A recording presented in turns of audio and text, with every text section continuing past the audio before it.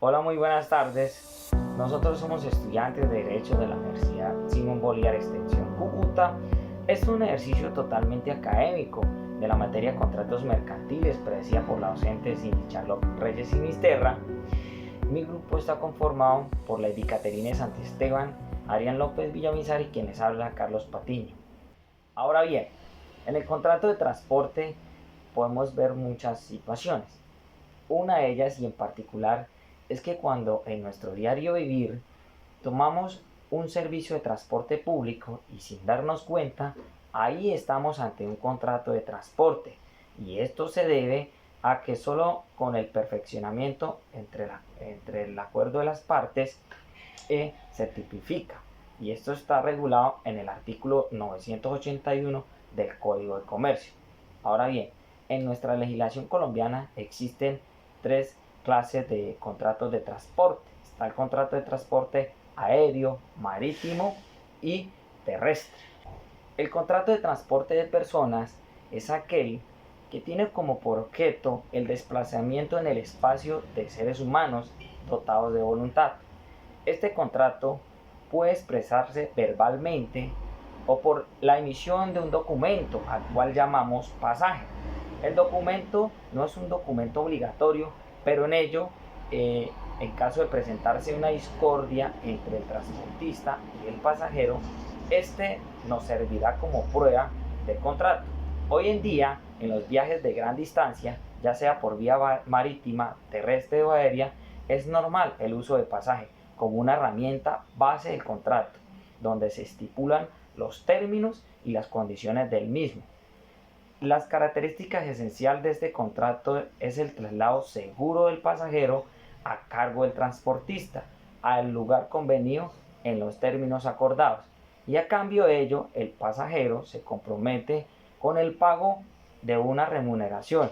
Ahora bien, es un contrato típico, consensual, nominado, real, conmutativo, oneroso, principal y bilateral. El contrato de transporte de cosas tiene como por objeto el transporte de una cosa mueble o semovientes de un lugar a otro. A cambio, el cargador o quien hace el envío pagará el precio pactado por aquel servicio. En esta clase intervienen tres partes: el cargador obtiene o envía al porteador, y el encargado de transportarlo, y el destinatario, o sea, quien se lo van a enviar la cosa. Y sus tres características básicas son la cosa objeto de transporte, el precio pagado por el cargador al porteador, la carta de porte que representa el título de la propiedad de la mercancía, y en caso de una discordia, el título cuarto del Código de Comercio.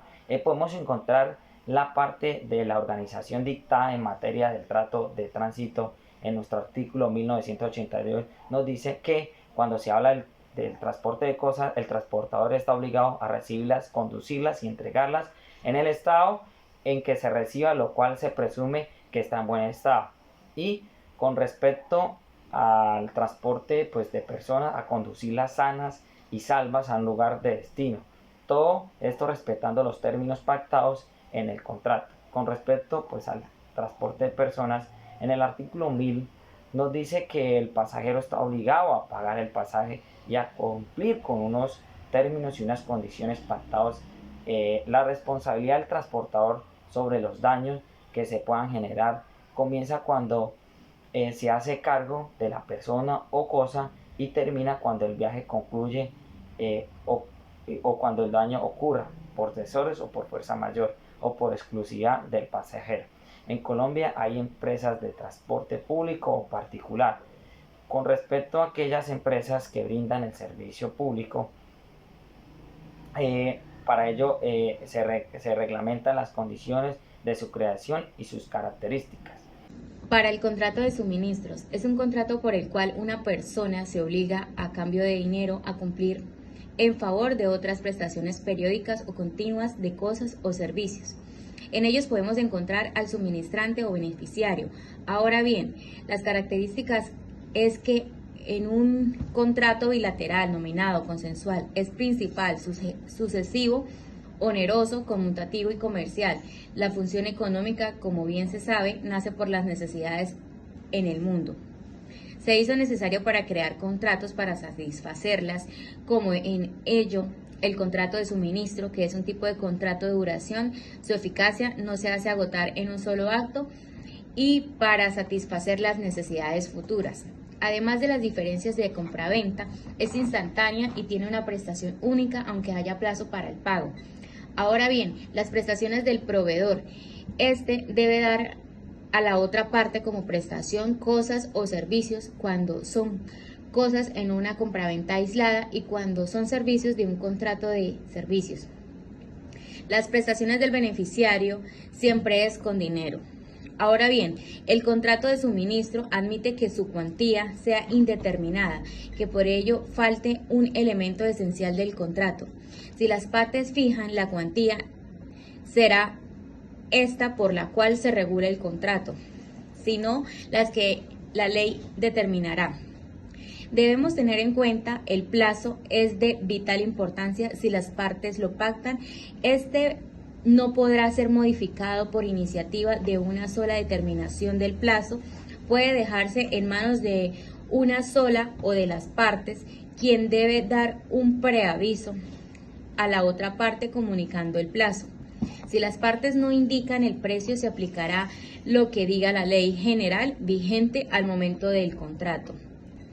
Ahora bien, el precio del suministro, pues la prestación que debe pagar el consumidor por lo que se suministra es el precio que la función económica del contrato no necesita estar determinado. La determinación del contrato para ello, si el contrato tenía duración fija, terminará al final de lo dicho o lo establecido. Si no hay plazo, determinará cualquiera de las partes, puede terminar el contrato con previo aviso a la otra. Cualquiera de las partes puede suspender el cumplimiento del contrato por incumplimiento de la otra parte. Contrato de agencia comercial. Como primera medida, diremos que es la normativa principal del contrato de agencias comerciales a las que las partes deben sujetarse, deben tener muy buena integración y será la sustancia escrita en el Código de Comercio en el artículo 1317 y siguiente y en lo pertinente al título tercero de los capítulos 1 al 4 en este articulado normativo. Encontraremos un aspecto significativo y es la sujeción expresa a las leyes colombianas, ya que todo contrato de agencia que se desarrolle en territorio colombiano, este tiene que sujetarse a las normas de nuestro estado, de las normas colombianas, y aquello que los contraría se tomará como que no se resultará en su contrato. Como segunda medida deben tener presente que al hablarse de un contrato de agencias comerciales, se hace referencia a un contrato oneroso que genera recursos, consensual, principal, intuito persona, típico, nominativo y bilateral, entre dos partes. Y aunque se establezcan en la normatividad ciertos requisitos para los contratos de agencia comercial escritos, ello no implica que se elimine esta característica de bilateralidad y se convierta en un contrato solemne. Vamos a hablar de una tercera medida y es cuando se perfecciona el contrato entre las partes y este surge en el momento, surge en el nombre agenciado y el agente quien podrá ser el agente de derecho o el agente de derecho dependiendo de su denominación. En el contrato agente se deberá publicar, promocionar y explotar la óptica del agenciado de una manera estable, continua, con independencia económica, administrativa y técnica, pues entre ellos no habrá subordinación ni alguna clase de dependencia. Y bien, pues por último, entonces deberán tener estos contratos, se debe tener en cuenta que como partes contractuales cuentan con la exclusividad, según lo cual el agenciado como empresa no podrá servirse de varios agentes en el mismo ramo. eh, Ni zona y el agente no podrá ejercer sus funciones de promover o explotar en la misma zona y sesión de los negocios de dos o más empresarios competidores. Ellos, sin perjuicio de que las partes de común acuerdo puedan renunciar a la exclusividad de este contrato. Muchas gracias.